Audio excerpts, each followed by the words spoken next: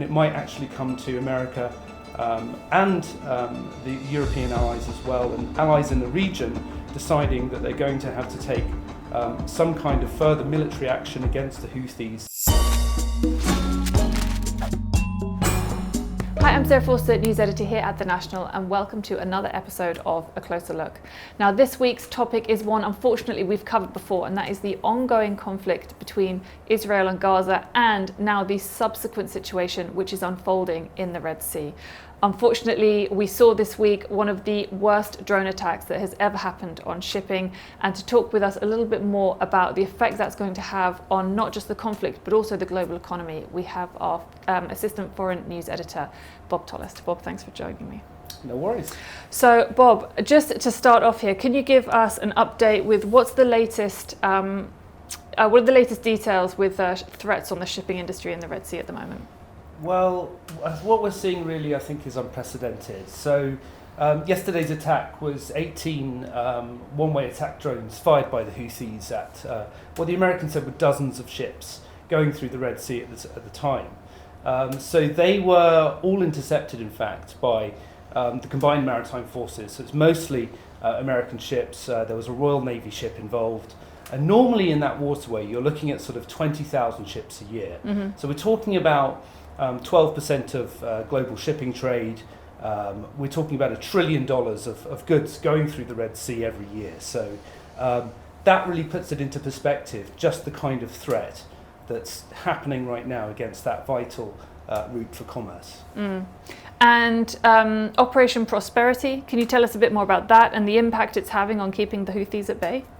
Well, Operation Prosperity Guardian, it's having a limited effect so far. It's early days. Like I said, the CENTCOM statement on Tuesday, when the attack occurred, was basically saying that there were dozens of ships in the area at the time. So some shipping companies are still feeling confident enough to use the route. They will have private security on board in almost all cases. But very critically, Maersk, which carries about 15% of global containerized trade, they are still withholding going through the Red Sea for the time being. Mm-hmm. So, and that's an absolutely huge development. So they're not confident enough yet. So it will take some time before the coalition manage to deter these attacks or not. So it's early days. And is that the answer? Just more armed security going through this stretch of sea?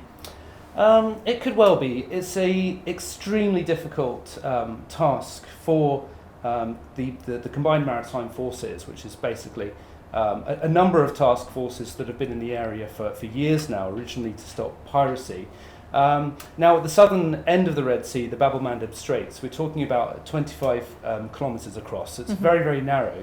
The Houthis don't really control much area around the south of the Red Sea. It's more further north, but they do have anti-ship ballistic missiles, cruise missiles with a sort of roughly 300-kilometre range. Mm-hmm. So they can potentially strike targets that further south. So it's very, very difficult to defend such a large body of water. And at the moment, the Americans have got the Dwight Eisenhower carrier there.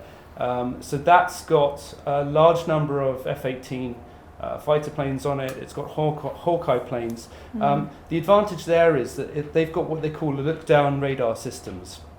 And the look-down radar systems can cover absolutely vast amounts of ocean at the same time, sort of hundreds of square kilometres. Mm-hmm. So they can track a lot of the threats that the Houthis will be sending towards that shipping. The issue there, though, is that to keep an American supercarrier at sea, it's about $1.8 billion a year. America doesn't want to see this crisis escalating across the region anymore, really, because they want those supercarriers, which are very expensive. They've got about 10 to 12 large carriers like that, and they want to deploy them to the Pacific to counter China. And in terms of other weaponry in the region, there's also the Ukraine war going on. So America, and also to an extent NATO, they want to hold back some of that capability for other crises in the world. So is there a permanent military solution to this? we don't know, and it might actually come to America and the European allies as well, and allies in the region deciding that they're going to have to take some kind of further military action against the Houthis in Yemen, perhaps to try and deter them.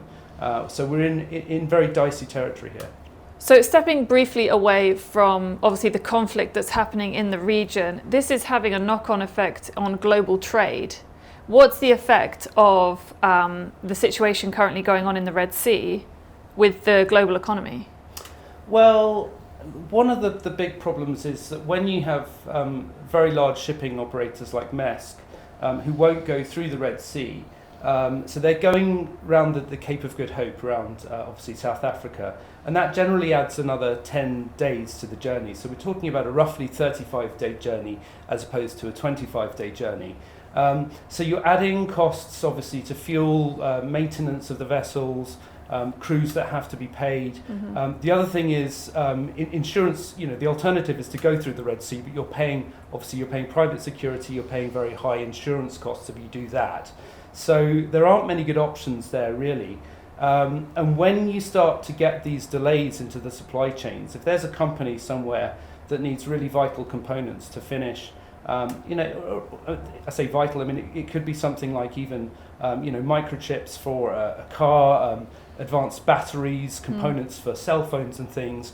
When those assembly lines are delayed, then their customers get delayed orders, and you get this knock-on effect throughout the entire supply chain. So you start to see the prices of everything going up, basically. Now, the longer this goes on, there may be some predictability about more ships going around that the Cape of Good Hope. They know how long that journey is going to take.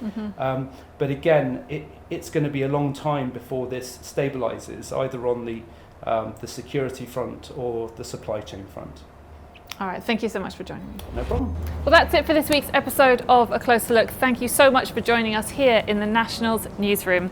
Don't forget you can find all of our previous episodes on our YouTube channel.